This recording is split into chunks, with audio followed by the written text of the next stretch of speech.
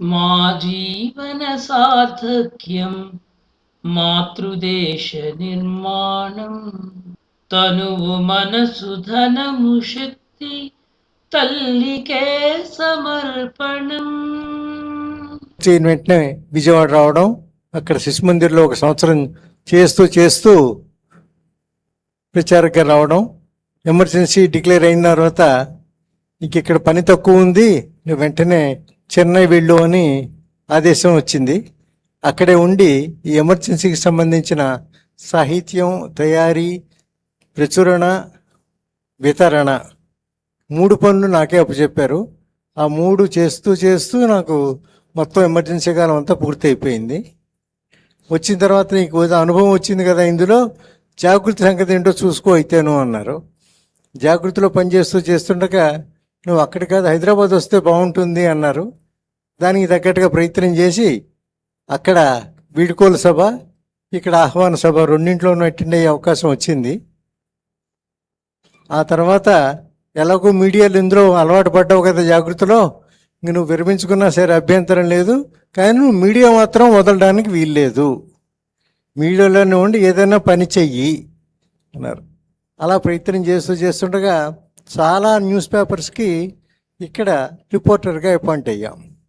ప్రయత్నం చేసి 1 సంవత్సరం పాటు ప్రయత్నం చేస్తే ఒక 7-8 పేపర్లు వచ్చాయి. మన తరుణ్ భారత్ తోటి మొదలుపెట్టాం. నాగ్పూర్ మూరపంచి మార్గదర్శనంలో పనిచేస్తూ ఉండేవాళ్ళం. అలా డిమాండ్ ఉండడంతో బాగా అవకాశం వచ్చింది. Out of Hyderabad, out of India పేపర్స్కి ఎక్కువ పనిచేశాను. ఒక 12 పేపర్స్కి ఒకే టైంలో పనిచేయడం చాలా రికార్డ్ అది. అందులో 3 ఇంటర్నేషనల్ పేపర్స్ ఉండేవి. వాటికి ఇంతవరకు వ్యవస్థే లేదు, అన్నిటికీ స్ట్రీమ్లైన్ చేసి ఒక వ్యవస్థ తీసుకొచ్చి పెట్టాం. అది చాలా బాగా పనిచేసింది. అది 30 సంవత్సరాలు పట్టింది నాకు ఆ ఫీల్డ్లో. ఇంకా 2015కి 65 నిండాయని ఇంట్లోంచి రిమైండర్ వచ్చింది, ఇంట్లోంచి కూడా. ఇంకా సాధ్యం కాదు అనుకుని లైన్ గీశాను. కానీ ఆ వృత్తిరీత్యా అది చాలా బాధ్యతతో కూడిన వృత్తి అది. కాబట్టి ఎడిటర్స్ అంతా కూడా if you have any problem come down we can discuss అనేవాళ్ళు.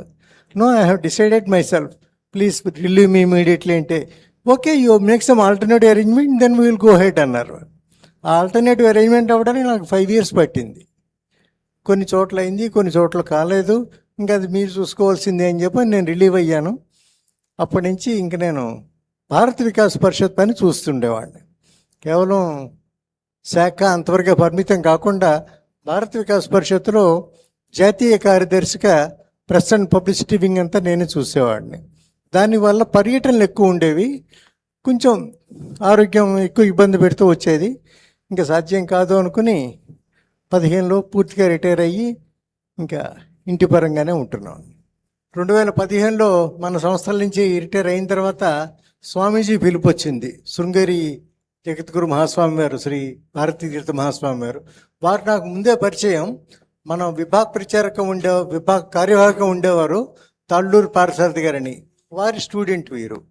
అప్పుడు పరిచయం అయినాక నేను ఎక్కువ ఇంట్రెస్ట్ చూపించలే, ఇవన్నీ మాకు పడవలండి, మీరు ఉంచుకోండి, అవి నేను చూసుకుంటానులే అని. తర్వాత 2015లో పిలిచి వారు, నువ్వు అన్నీ రిటైర్ అయ్యావని తెలిసింది, ఇప్పుడు ఈ మా పబ్లికేషన్స్ పనే చూడు, నీకు ఇష్టమైన పనే ఇస్తాం, ఆ పనే చూడమని అడిగారు.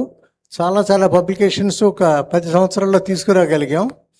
ఆ తర్వాత కొంచెం ఆరోగ్యపరంగా మరిన్ని ఇబ్బందులు వచ్చి కేవలం టెంపుల్స్ మేనేజ్మెంట్ మీద, how to run temple effectively అనే ప్రిన్సిపల్ మీద పనిచేస్తూ మా శృంగేరి ఆస్థానంలో 2 తెలుగు రాష్ట్రాల్లో 200 టెంపుల్స్ పైన ఉన్నాయి.